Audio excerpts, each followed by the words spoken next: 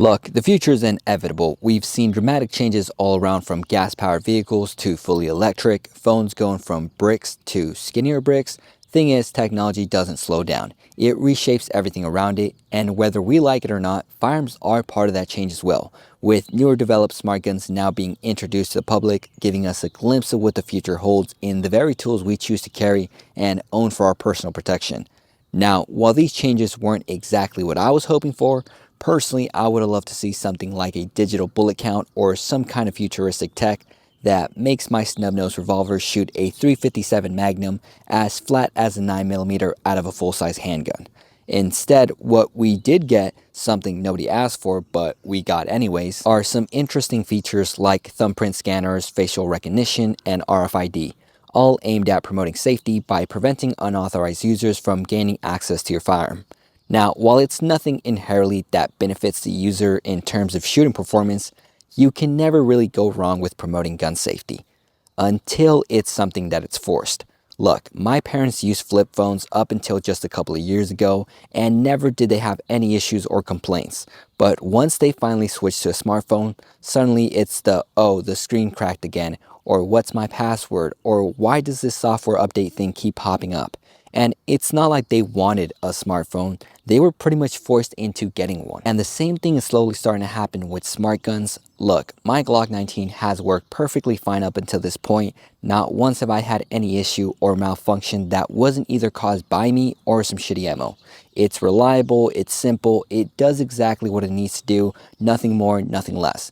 But when we have politicians telling the American people that because some gun owners have been irresponsible by leaving their firearms unsecured where kids have gained access to them, or because criminals go around stealing guns from law-abiding citizens and use them to commit crimes, everyone should be forced to giving up their conventional firearms and in return getting a smart gun. That's a bit of a problem. And look, I'll admit, there is a serious issue with some gun owners being completely irresponsible and not securing their firearms properly, whether it's at home or in their vehicles.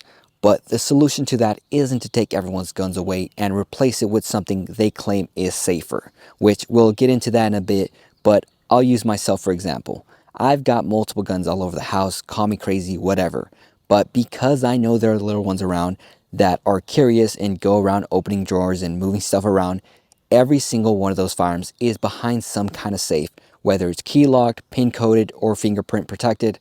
Point is, no one but a few people I trust have access to those firearms. And outside of someone physically breaking or cracking a code, if someone gains access to my firearms because I fail to properly lock or secure them, then whatever happens next is 100% on me. It's not my neighbor or someone living 2 states away, it falls on me alone. Because when I purchased those firearms, I accepted the responsibility of making sure those firearms would be safely secured and only I and the people I trust would have access to them. That's why I find it stupid when people say things like, oh, I want to own a gun, but I'm afraid my kids will get a hold of it. If you're that irresponsible that you're leaving guns unattended, knowing you have kids in a house who haven't been properly trained around firearms, and for whatever reason you can't remember to secure them properly, then yeah, maybe you shouldn't own a firearm, because that's not a gun problem. That's a irresponsible gun owner problem. Now, aside from the features meant to prevent unauthorized users from accessing your firearm, how exactly is a smart gun safer than any other conventional firearm? Because honestly, I can point out several flaws that, at least in my opinion, make smart guns less safer for the user, especially when we're talking about a firearm you rely on for home defense or concealed carry. Because I don't know about you, but I've lost count of how many times fingerprint scanners and facial recognition has failed on devices and saves on the first try. And sure, you might say, well, it's technology. There'll always be some sort of errors. But eventually it works at the end. But understand, we're not talking about a phone failing to unlock or a safe not opening right away. We're talking about a firearm you're trusting your life with, and eventually working just isn't good enough.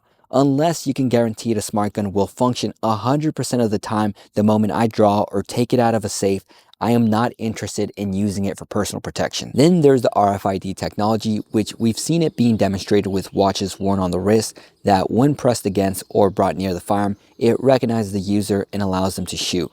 Now, my main issue with this, aside from the fact that just a couple of magnets bypass the RFID system and allow anyone to fire the gun, is the idea of always needing something on you or near you for the gun to work. At least the way I see it is if I'm drawing or reaching for my firearm, the last thing I want to worry about is, am I wearing my watch, or where is my watch if I took it off to go to bed? Now, the last thing I want to touch on with smart guns is something I'll admit might sound a little tinfoil hat of me, but it's the concern of government control through something like a kill switch.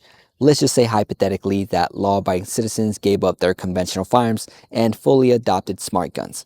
Imagine one day the government decides it's had enough of its citizens and goes full tyrannical, and now the people armed with nothing but smart guns try to push back. Then the government activates a kill switch, and just like that, all the guns lock up and your gun pretty much becomes useless at that point. Now, I know this might sound like a bit of a stretch, and to be fair, some smart gun designers have gone on record saying their guns have no way of accessing the internet or connecting to Wi-Fi. But here's where I'm confused. They also talk about the gun receiving updates to keep the software running smoothly for the user. And last I checked, for something to receive an update, it has to connect to the internet or Wi-Fi somehow. So how does that even work? Is it the charging port being used to transfer updates when it's plugged in? Or is it the gun itself connecting to something on its own? I don't know, just putting that information out there, you do as you please with it. Now, I don't want this video to come across like I'm just bashing on smart guns just because I personally don't find this kind of technology in my everyday life useful. Because I can definitely see smart gun technology being useful as long as it's not forced on anyone. I think there are certain people in certain environments who could really benefit from this type of technology.